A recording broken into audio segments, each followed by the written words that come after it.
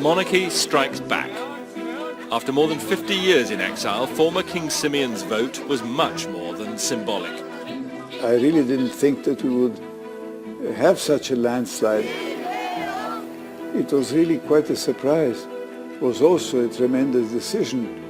Would I live up to it? Was I capable?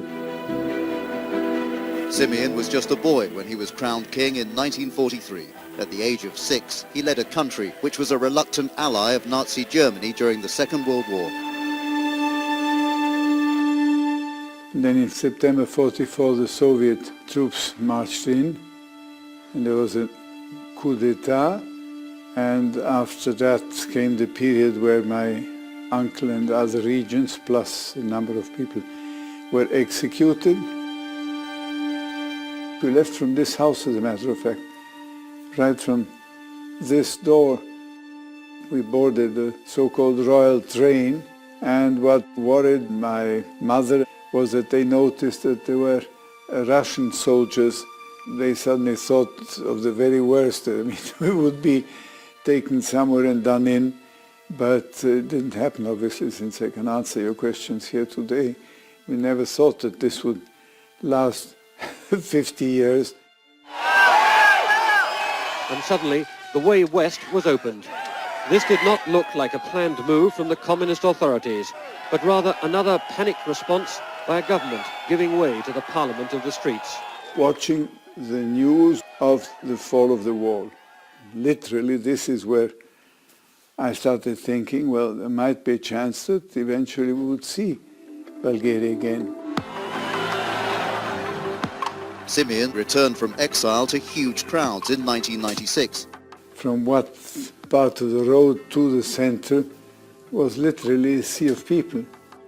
Most Bulgarians think a decade of democracy after the fall of communism has given them far too little reward. Now the ex-king must decide how to lead his people again.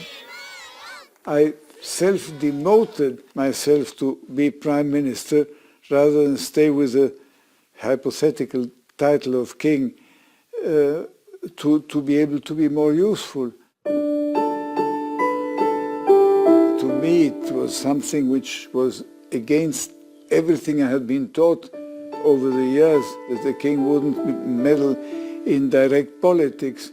So that was one thing which cost me personally a lot of sleepless nights. To my father's generation, for centuries, people only had married within these families.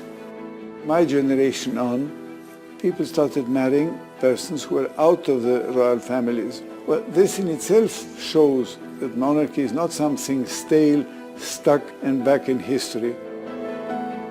My view is, having worn both hats, I couldn't say that there is one single system which is the best, but that certainly monarchy is something much more flexible.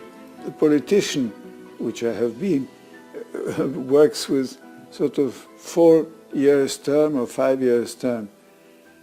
The king is actually with the generation. So you think with 25 years ahead, roughly.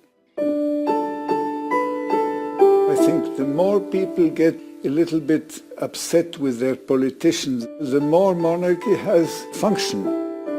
So I think it's a pretty fair system, and I'm not doing publicity of my own trade, but I really think it.